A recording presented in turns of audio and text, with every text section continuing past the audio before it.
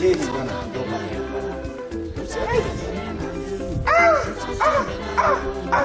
Akomana. Kuita mkwenye mwenyewe imba cheo. Arega muzi chief Ben. Ndo tenga imwe. Ndio kupita. It's okay. It's okay. Yeah. It's okay. Okay. Yes. Baby. But I visitor here. Oh, Magali. Moshi. Oh, yes. Matino ku Perfect. Achia.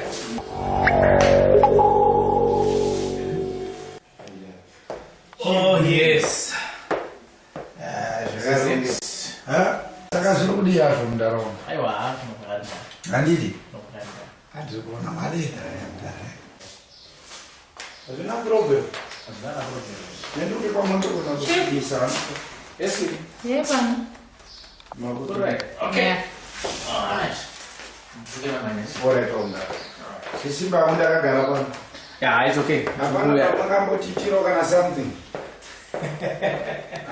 Msadaro nda. Okolana. The chief benisho.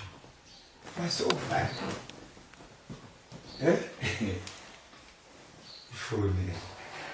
Azana chief beni no moto ora always amor. Kokolana kando. Chicha majugira bana. Ida, kholas.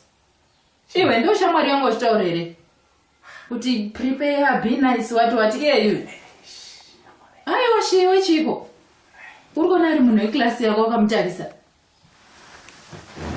Baby. Urikunditira mashurere chichorwedza kuitewo. Ladies.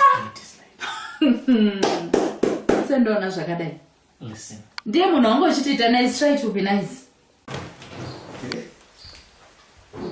TV. Akomana. Kungombo tipatidzira zvetiwonika. Dai. Haifuni ndinoenda nayo.